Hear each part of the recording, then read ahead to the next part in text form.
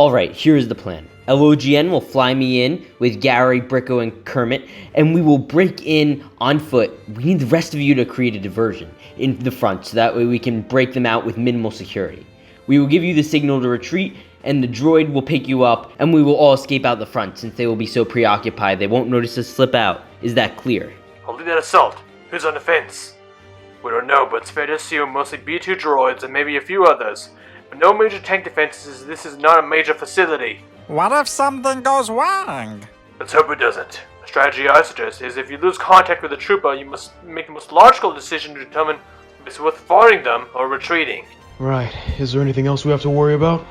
When the captain was being taken into custody, there was a Trandoshan hunter they called the Wiz, who took them. That's all I know about him. I feel like we've heard that name before. Any relation to that Trandoshan prince who's getting paid off for Grievous? The one I killed? Maybe, but I don't know. Whoever he is, I wouldn't even be too concerned. It's small enough of a distraction. Now let's move out. You're a good soldier, Gary. Thank you, sir, for everything.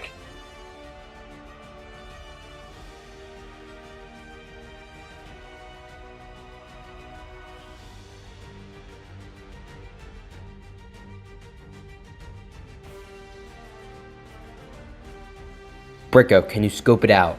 Certainly. Click 226. Put detonators in there, and then it gives direct access to the prison controls. Let's go!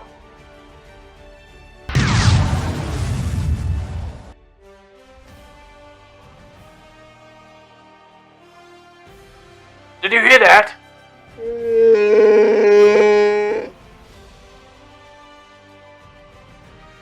I took down the electric barrier. All you have to do is unlock them. Good work, Comet.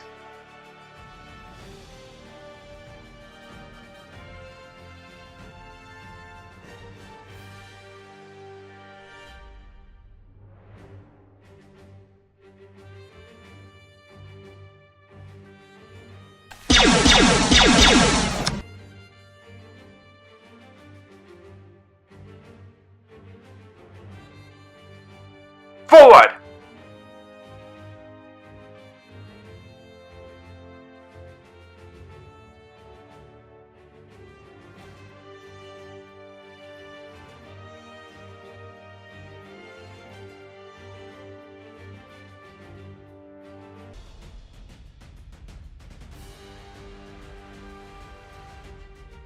Shoot the controls!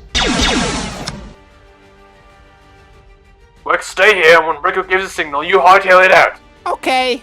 Now let's go free our brothers!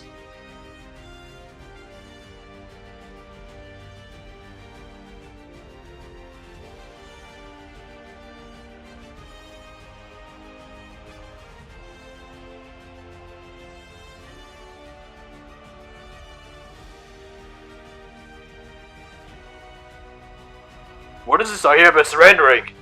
Gary, you have no idea how happy I am to see you. I had to get Captain Rex to come here and break you guys out. I haven't seen Rex in ages. Hey, Lebaka, is that you? Yeah, apparently after the Trandoshans attacked our outpost, they took him and his Wookiee Mafia into custody. That's great work, Rinchapuma. The last time we saw them, they went through the door at the end of the hallway. Alright, we'll get them. Rico, get these men out of here. Come in, now's the time to get out. Gary, please find Grinch. I'm worried about him. I'm trying my best.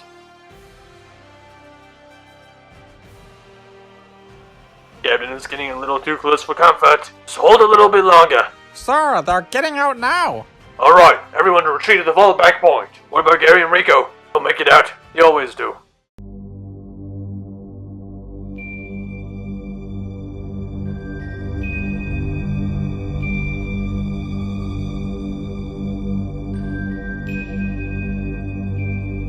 Gary, we have to go now. You did this! No, he didn't. I did.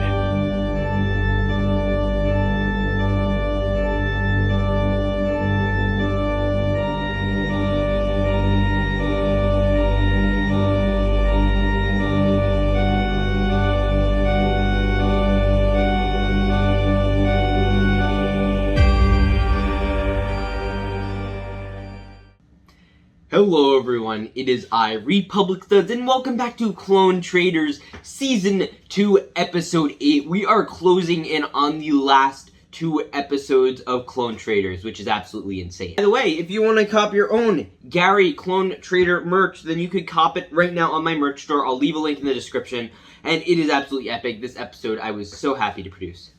So just so we get in, work on at a MOC as much as I did the set building, and I want to show you what that looks like as well as the figures. But before we get into that, I want to talk a little bit about what's going on in the story. In episode 7, you know that our fan favorite character, Boomer, passed away, sadly, which is obviously very disappointing, at the hands of Grinch, who has gone insane, basically, after General Mighty taught him of what Order 66 is, and he basically is kind of paranoid now, and at the same time, Gary was trying to break all his friends out of prison who were caught a few episodes back. And the good news is, they got pretty much everyone out. But when they were trying to find Boomer and Grinch, they obviously found another surprise, and Rico and Gary are now in the custody of this separatist force. So sure, they were able to get them out, as well as Lobaka and his Wookiee Mafia. You'll remember from Season 1, they were friends with the new Wookiee Mafia after they broke out of prison. Lobaka was, in with the cartels, and they found him in prison again. That guy can't get out of prison. But yeah, chances are they're going to be retreating back to the base and reconfiguring and planning what's going on next. They've obviously done so many rescue missions, it's going to be hard for them to get clearance to do another one. But yeah, that said, I'm going to ask you all to smash that subscribe button as well as that like button, as I put close to 15 hours into these videos, so anything would be appreciated. And we're going to get right on into showing you guys what everything is looking like. Okay, now we have about 3 different sets in this video, and I will admit I'm the first to admit they are not MOCs. These are not, like full MOCs. They're just, little things I put together on how to build a set. And the way you really do this is just get some basic setups, just enough so that way the camera work can do well. So, first off, we have the little prison area. So this was like the little hallway you had. I couldn't even really capture that because you need the camera angles to work properly. This room is pretty nice. You just get you get our little friend, the Gonk, who's appeared in every episode, and I will state that every episode. And we also have this little control panel. This is actually from the First Order Star Destroyer, so if you have that, this is great for that. And, nothing exciting in here. We didn't really use it that much. That was more used in the last episode. It's really easy and simple to use. Now, the figures we have here are most of our prison escapees. We'll show those now. We have this guy here. We haven't given him a name yet, but he's from Commander, I believe that guy is from Captain Theory's base. We have this guy, this is Jacket, he's holding Boomer's helmet, which, fell off when they were arresting him and he grabbed it. Then over here, we have our boy, Claus, who is currently one of the higher ranking people, of the stud squad of Gary's unit. He has his new helmet he picked up while he was in prison. His other one, I guess, got lost somewhere, and I also like this helmet better. So yeah, and then, remember, costume changes is not a new thing to this series. Then we have Captain Kermit, another fan favorite. Everyone loves this guy. We have another plane officer. I believe that is Commander Graham, who is a part of the new unit. Oh no! And Lieutenant Grays is down. He is a little jetpack trooper. He doesn't have his armor. He couldn't find it, and they just need to escape soon. Here is Bricko, the Mandalorian, and then here we have my boys from the Wookiee Mafia. Yes, boys. We have the new Wookiee Mafia in Star Wars. Obviously, you guys know we've been running this thing off Kashyyyk, and Trandoshans aren't great to Wookiees. But yeah, we have my Wookiee Mafia. They have this little arm bandit to prove that they're in the Mafia. Lobaka is their little ringleader. He's the Mafia boss. So Mafia boss, hashtag Lobaka in chat. I don't know. And then over here, we'll move over. This is just some side sets I use. It's basically the way, you guys know how I set this up. It is a 4-part little stage. And you have the ship in here, which was actually another set used, so we cover that. So this is where the cockpit is for Bricko, which is really neat. And right now we have our 2 new droids in here. We have LOGN. My name's Logan, so I thought that worked pretty well. Then we have KB2, which is a character we see in the Rico Lego Star Wars story, movie or shows. And he was also the Admiral or Captain Theory's boy. Then we have the ship. Obviously, not much has changed. We have Gary's little coat rack, just little mementos throughout the series. They keep around the ship, which is pretty nice and dandy. You have obviously the seats. Then over here we have the characters. We also have Boomer's dead corpse back here. That's depressing. Here we have the little guys who, are more cameo characters. We have Admiral Daly. We have General Mighty. We have Captain Theory. And here we have Rico and Gary, who are now in prison. They're now caught by Grinch, who is looking epic. I might try to get him some capes down here, just to make him look cooler. And then we have the Wiz, voiced by the Brick Wiz, which is pretty epic. Now let's move over to my favorite one, and it is the beach battle. I know, it looks like Scarif. You can leave me alone about it now. But yeah, so we have all the boys. This is the assault team. They're looking very blue.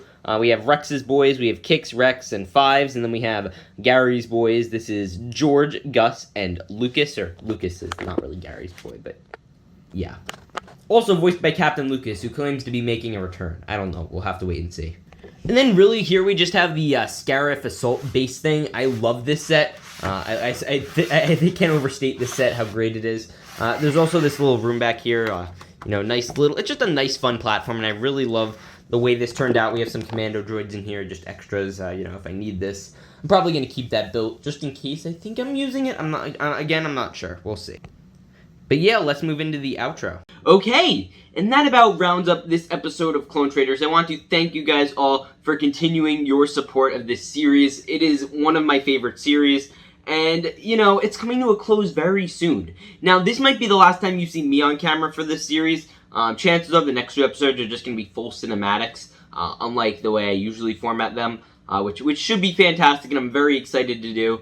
But yeah, I'm going to, again, thank Brick Regent, thank CoolGun9210, and thank Captain Lucas, all for voice acting. I appreciate you guys so much. They are really fantastic. They're very generous for providing their voice acting. And yeah, I will see you all in the next one. Remember to peace out and stay awesome.